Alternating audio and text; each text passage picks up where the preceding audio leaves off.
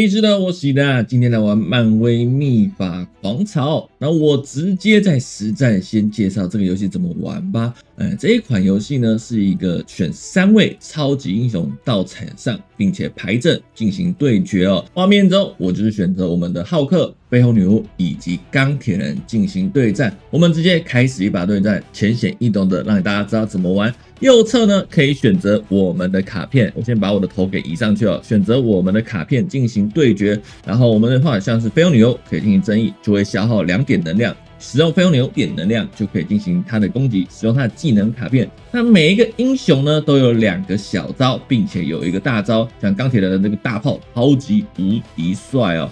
那游戏玩法就是这样。如果喜欢这种策略型的玩法，我觉得会非常喜欢。那本身我算是一个玩漫威游戏玩蛮久的玩家，所以我对这支类型其实真的还蛮喜欢的。那中间这个东西的是月光机制，你没有血的话，你就会变成打怪会 miss 哦这个灯哦，所以每个场地呢都会，我觉得越后期都会做一堆场地机制。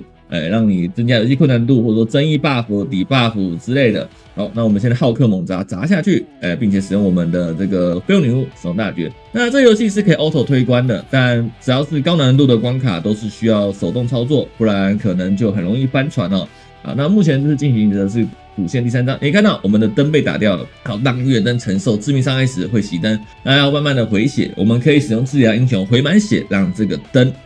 发亮，我们才能继续攻击。这样就比较危险了，我们没办法打到，命中率会大幅的下降，打怪会大幅的 miss， 所以要等我们的灯中间这个灯回血。我先说这个是后期关卡的机制哦，这个新手的时候是不会有这一关的，其实也不是后期，才第3章而已。我知道还是要强调，就是说每一关有每一关的那个场地机制，让这个战场变化越来越大。那我都觉得，我还蛮对我电波的这一款游戏哦。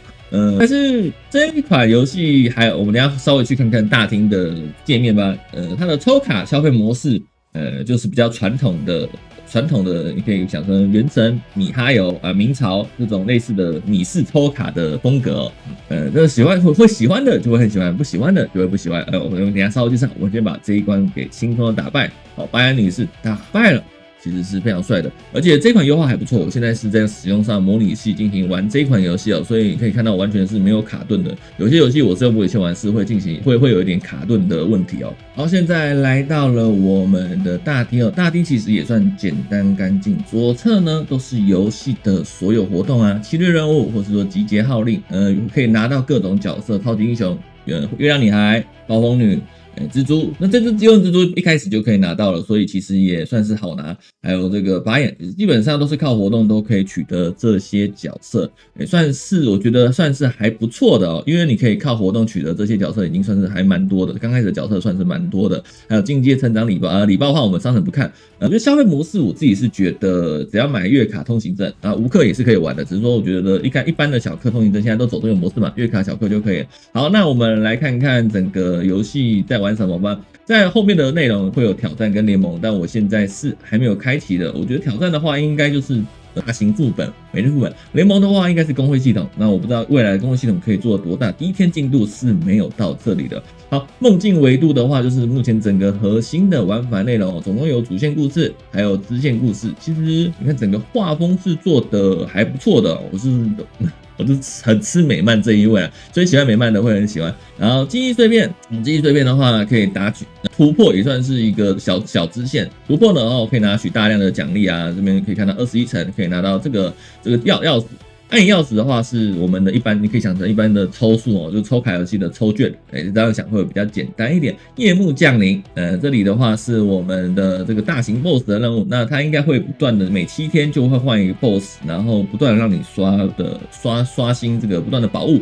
资源，挑资源的地方，然后考验你阵容组合的地方。下面的话就是这个副本，你可以想成一般的游戏的每日副本，一个经验副本，这个的话你就不要想成副本啊，金钱经验副本就是我们的淘金之战，寻宝之旅就是我们的这个英雄突破10级突破到20级，20级突破到30级的这个副本，可以看到这边，然后有各式各样的 BOSS， 各式各样的场地以及我们的难度。那这游戏也是体力制的，你可以看到右上角那这个单位其实是我们可以回复体力。那回复体力的话，我觉得好像回到240体是要19小时还是20小时，所以其实一整天上班上课回来是可以轻松的玩，而且是打完以后也是可以扫荡啊，扫荡是要扫荡券，可是呢，你可以一次变成说我要一次刷6场，所以你没有扫荡券的话，也是只要刷进去游戏刷1场，基本上就结束了。好，那还有追求力量这边的话是刷取我们的这个技能突破的地方，每个角色都有这个技能突破，是不用花任何的额外再花任何的钱去突破任何的资源哦。再来到我们角色页面，这一次这款游戏是跟网易合作的，其实有大量的原创的漫画内容，还有做一点结合，每个角色都还是蛮帅的。对，可以看到，其实每个角色都有特色。那我刚刚说的，其实说这个天赋啊、技能啊，都是可以在这边去解锁农资源，然后把这所有资源解锁，所以你是早晚都可以花资源把这一块可以练满的。比较可惜的是说他们是走一个我讲刚刚前面我们讲过的米式游戏原神新潮反正就是这类型游戏米哈游似的，是需要大量的突破素材。但是呢，我觉得原生机体就已经蛮强了，所以抽到重复的就是走一个大质变哦。我觉得这一款还是注重多角色哦，就是你每一个角色都要去做一个搭配，后期的关卡应该都有一个相互克制属性的关系哦。那这个游戏的属性克制也蛮特别的，就只有2个属性，一个叫特殊属性跟一般属性，所以就是一般克特殊，特殊克一般，就是这样子。会有一个30%的这个克制，还蛮特别的哦。我就觉得做2个属性还蛮少的，不知道未来会不会做更多的属性。那我刚刚有讲过，这一款游戏呢本身就是一个抽卡游戏哦。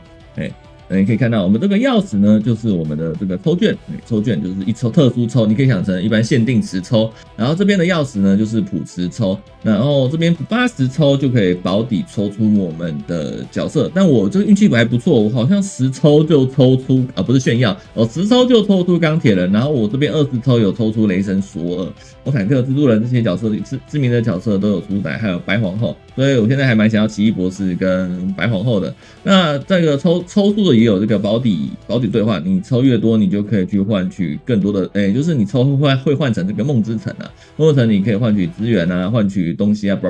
所以你抽越多，你还是可以每个月可以去这边消耗这个钥匙去换保底换抽数出来，再去抽一个无限循环。然后这边也有一般的抽，然后也有这个卡片这个游戏也有装备折卡片你可以像卡片的话，可以让这个机体角色提升各种能力的地方。就简单来说，你可以看到我讲过这么多，其实它就是一个很传统的牌阵游戏。但我觉得漫威粉应该会蛮吃这一味，我自己就是漫威粉。3个角色上场可以做出各种的事情，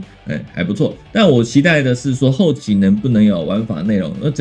后期有没有办法有一个社交玩法的内容？在第一天的时候呢，都是自己在推主线。我说过，这就是体力制的，所以你体力越多，你基本上能刷的等级越高。那这游戏会不会很干呢？其实一点都不干。如果你有玩过一样，你玩过原神新潮名帖就是这样，它只要把每日任务解完，你基本上就可以休息了。而且每日任务的条件是完全不难的，你可以看到我完成4个每日任务呢，是送一个梦之金75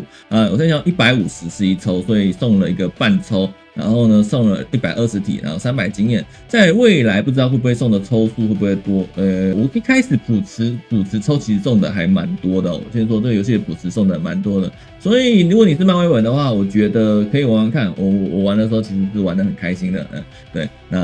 那喜不喜欢这类型的消费模式就要看自己的。因为通行证月卡买一买，我觉得就可以玩得很开心了。整个就是很米式了整个就很米式。好啦，喜欢漫威的人，我觉得还是不能错过。我这几天如果影片发布后，这几天可能都会玩这一款，然后分享一些游戏心得、角色搭配这样子的。好了，可以订阅我的频道，一起聊聊漫威，玩玩漫威。我是基地喜德，我们下次见，拜拜。